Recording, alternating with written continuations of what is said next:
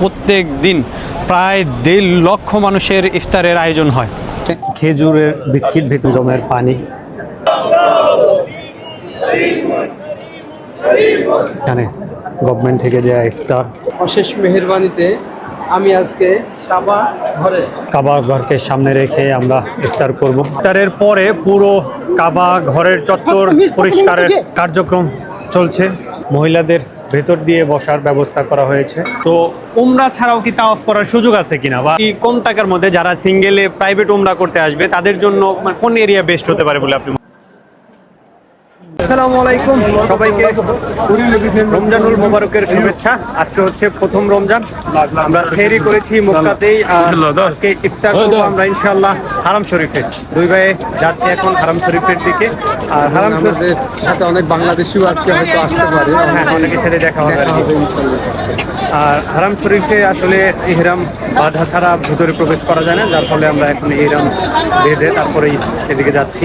আর আমরা দেখানোর চেষ্টা করবো আসলে মক্কা নগরীতে মুসলিমদের যে আবেগের জায়গা, সেখানে মানুষ কিভাবে উমরা পালন করে, এখানে মানুষ কিভাবে সাওম পালন করে, রোজা রাখে, সব কিছু তুলে ধরার চেষ্টা করব। আর এই যে আমার সামনেই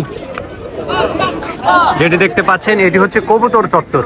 এখানে কেউ কেউ কবুতরকে খাবার খাওয়াচ্ছে, কেউ কেউ কবুতর দৌড়ানি দিচ্ছে। কবুতরগুলো যখন এক ঝাঁকে উড়ে যায় তখন কিন্তু দারুণ লাগে।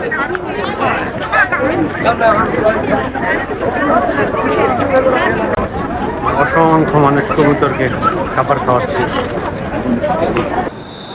সত্যি ভাগ্যবান না হইলে আর আল্লাহ তাআলা কবুল না করলে 1000 কোটি টাকার মালিক থাকলেও কিন্তু কাবা ঘর তাওয়াফ করা যায় না। আর এখানে হচ্ছে ইফতার আজকে 6টা 21 মিনিটে, এখন বাজে হচ্ছে 3টা 19। আমরা যাচ্ছি মাতাফের এরিয়াতে, কাবা ঘরের যে অঞ্চলটা সেখানে। এই এরিয়াতে আসলে অসংখ্য জায়গায় দেখবেন যে ফ্রিতে ইফতার বিলি করতেছে, রাস্তাঘাটে, তারপরে মসজিদুল হারামের আশপাশে অনেক জায়গায়। আর একটা ব্যাপার হচ্ছে এইখানে প্রথম রোজার ইফতার করার জন্য আমরা যাচ্ছি হারাম শরীফের ভেতরে। যত চেষ্টা করব কাবা শরীফের খুব কাছাকাছি গিয়ে বসে ইফতার করা, যদি আল্লাহ তাআলা তৌফিক দান করে। মসজিদের যে এরিয়া, এই এরিয়াটায় আমরা ঢুকবো। মসজিদ এরিয়ার বাইরে আছে আমরা 79 নম্বর গেট।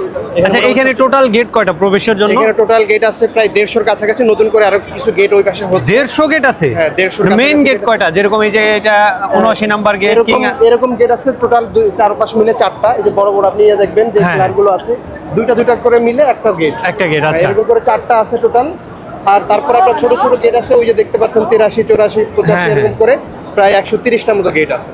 আচ্ছা, আপনি কি ওমরা করে ফেলছেন? হ্যাঁ, আমি আলহামদুলিল্লাহ করে ফেলছি। আরেকটা বিষয় হচ্ছে মানে এখানে এই যে এখন টেম্পারেচার মোটামুটি কন্ট্রোলে, টেম্পারেচার এখানে হাই হয় কখন? মানে আমি যেমন সেপ্টেম্বরে আসছিলাম তখন আমি 48 পর্যন্ত পাইছি, মানে হোটেল থেকে বের হইলেই মনে হচ্ছে যে একদম গরম আগুনের তাপ লাগতেছে, এরকম চেহারা। আপনি এখানে কতবার আসছেন মক্কায়? আমি আলহামদুলিল্লাহ তৃতীয়বার। মানে এইখানে মোটামুটি কম টাকার মধ্যে যারা সিঙ্গেলে প্রাইভেট উমরা করতে আসবে তাদের জন্য কোন এরিয়া বেস্ট হতে পারে বলে আপনি মনে করেন? এখন হচ্ছে মিসফালা এরিয়া, যেটা বাঙালিরা সবাই চেনে, ওখানে হিজরা রোড বা মুন্সিয়া রোড আছে। এই জায়গাগুলোতে মানুষ, এখানেই বাঙালিরা বেশি থাকে। তাও মোটামুটি এখন বেশ অনেকগুলো হোটেল ভেঙে দেওয়ার কারণে এখন 1,50,000 টাকায় আসলে আপনার মোটামুটি করে আপনার থাকতে পারবেন। আচ্ছা, ধরেন যে প্রাইভেটে যদি একজন থাকতে চায় সেক্ষেত্রে এখানে তার হোটেল খরচ কেমন হতে পারে? থাকার ওরকম সুযোগ নেই, কারণ এখানে সবগুলো রুম হয় হচ্ছে 4 জনের 5 জনের জন্য। আপনি হয়তো যদি একা আসেন তাহলে ওই 4-5 জনের ভাড়া আপনাকে একা দিয়ে থাকতে হবে। আচ্ছা, তার মানে একা করতে গেলে আপনার জন্য অনেক খরচ পড়ে যাবে আর কি। 4-5 জন মিলে আসলে তো সেক্ষেত্রে আপনি শেয়ারিং করে তখন আপনার জন্য এটা কম পড়বে। 79 নম্বর কিং ফাহাদ গেট দিয়ে প্রবেশ করছি আমরা। এখানে প্রতিটা মিনিটেই এরকম সবসময়ই চাপ থাকে।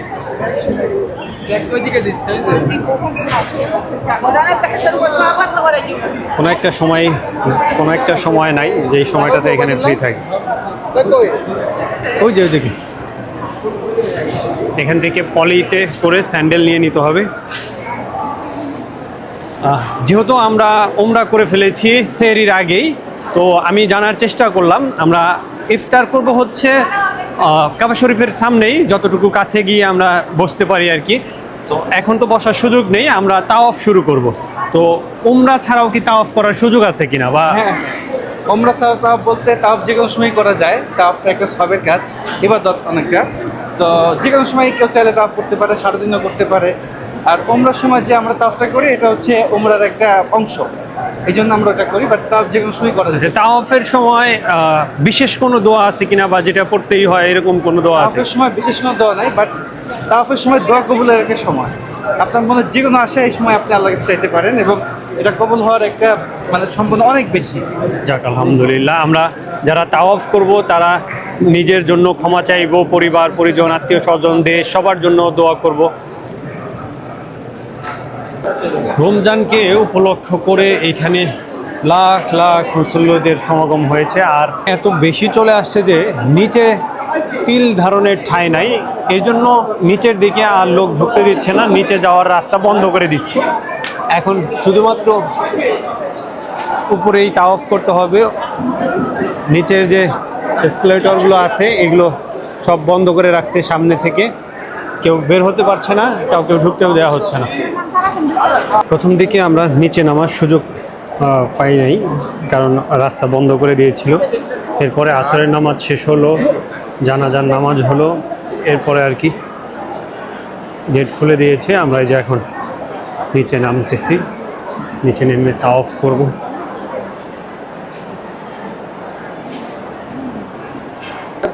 অশেষ মেহেরবানিতে আমি আজকে সাবা ঘরে এই গ্রিন লাইটের এই বরাবর আর বা সাইডে কাবা শরীফের হাজরে আসওয়াদের যে পাথরটি রয়েছে, এখান থেকে হাত উঁচু করে নিয়ত করতে হয়। আর মাত্র 25-26 মিনিট পরেই হচ্ছে ইফতারের সময় হয়ে যাবে। এজন্য এই যে সাইড দিয়ে লোকজন সব বসে যাচ্ছে। মহিলাদের ভেতর দিয়ে বসার ব্যবস্থা করা হয়েছে, আমরাও কিছুক্ষণ পরে বসে যাব। এখানে দেখেন পুরুষেরা বসে গিয়েছে, আমরা লাইন বরাবর দাঁড়িয়ে আছি। যখন সময় হবে তখন আমরা এদিকে বসে পড়ব। ইফতারের জন্য এখানে কাতারে কাতারে বসে পড়েছি। আর এই যে ইফতারে এই প্যাকেটগুলো দেওয়া হয়েছে, এর মধ্যে একটা সম্ভবত এটা ব্রেড টাইপের কিছু, জানি না ঠিক কি। অ্যাপ্রিকট আছে, এরপরে হচ্ছে খেজুর আছে, আর পানি দিবে হচ্ছে জমজমের পানি। এই প্লেসে বসে কাবা ঘরকে সামনে রেখে আমরা ইফতার করব। আল্লাহ তাআলা যদি কবুল করেন, আল্লাহ যেন আমাদের রোজাকে কবুল ও মঞ্জুর করে নেন। জমজমের পানি, সেই সাথে এখানে গভর্নমেন্ট থেকে দেয়া ইফতার, এটা হচ্ছে লোকাল ব্যক্তির পক্ষ থেকে দেয়া। مي لو سمحت مي شكرا যারা এরকম বোতল নিতে পারেনি তাদের জন্য কিন্তু এই যে জমজমের ওয়াটার চলে আসছে। কাবার সামনে বসে আমরা ইফতার করতেছি। এটা কি দিছে? ব্রেড। আচ্ছা, একটা ব্রেড আছে, আর আছে কি খেজুর, অ্যাপ্রিকট দিছে। এটা কি? আচ্ছা এই খেজুর বিস্কিট আর কি। আচ্ছা আচ্ছা, খেজুরের বিস্কিট।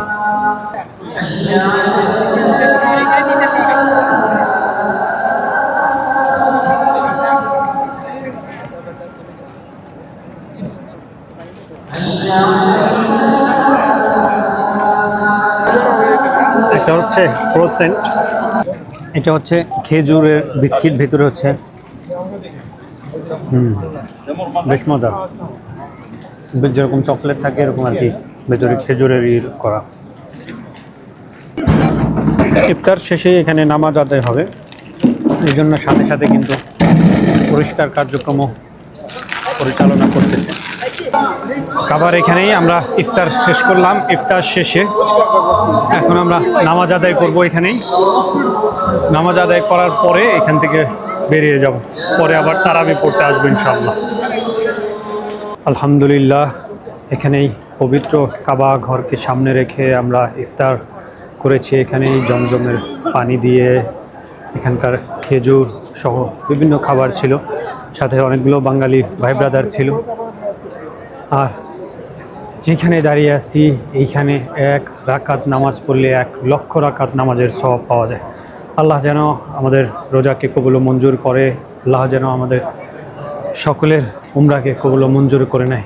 আর যারা এখানে আসতে চায় আল্লাহ যেন তাদেরকে কবুল ও মঞ্জুর করে নেয়, তারা যেন এখানে এসে উমরা করতে পারে, হজ করতে পারে, তাওয়াফ করতে পারে। অলরেডি রাত হয়ে গেছে, আমরা আসছি সেই 3টার সময়। তো এখন এখান থেকে চলে যাব। এই যে ইফতারের পরে পুরো কাবা ঘরের চত্বর পরিষ্কারের কার্যক্রম চলছে। যারা তাওয়াফ করছে তাদের এই পরিষ্কার কার্যক্রমের বাইরে দিয়ে তাওয়াফ করাচ্ছে, একদম ধুয়ে মুছে পরিষ্কার করে নিচ্ছে।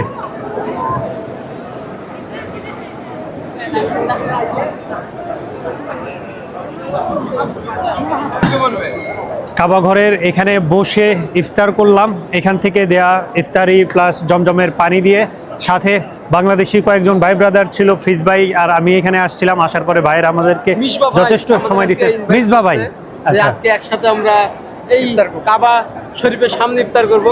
আমি প্রথম যখন ফিজ ভাইকে বলতেছিলাম যে আজকে কাবার সামনে ইফতার করব, আমরা জানতাম না এটা হয়। বলতেছিল ভিতরে ঢুকতে দেয়, ভিতরে ইফতার করতে না, দেয়। আমাদের আসলে কনফিউশন ছিল, ভাই আসলে কনফিউশন দূর করে এখানে নিয়ে আসছে। তবে অবশ্যই ঢুকতে হলে আপনাকে এটা পরে আসতে হবে, এহরামের ড্রেসটা, তা নাহলে কিন্তু ঢুকতে দিবে না। এবং অবশ্যই আপনাকে আসরের আগে আসতে হবে, না হলে কিন্তু আপনি এখানে বসে ইফতার করার সুযোগ পাবেন না। হ্যাঁ, আর ইফতার করে নামাজ পড়ে বাসায় চলে আসলাম। এখন একটু রেস্ট নিয়ে আবার তারাবির নামাজ পড়তে যাব। দেখা হচ্ছে পরবর্তী ব্লগে। সে পর্যন্ত সবাই ভালো থাকেন, আর যারা এখনও চ্যানেলটা সাবস্ক্রাইব করেনি অবশ্যই চ্যানেলটি সাবস্ক্রাইব করে দেবেন। আমি যে চলে আসছি আমার হোটেল রুমের এরিয়াতে। কালকে এই হোটেল চেক আউট করে আমরা নতুন একটা হোটেলে চলে যাব। তো দেখা হচ্ছে ইনশাল্লাহ পরবর্তী ব্লগে। সবাই ভালো থাকুন, সুস্থ থাকুন, আল্লাহ হাফেজ।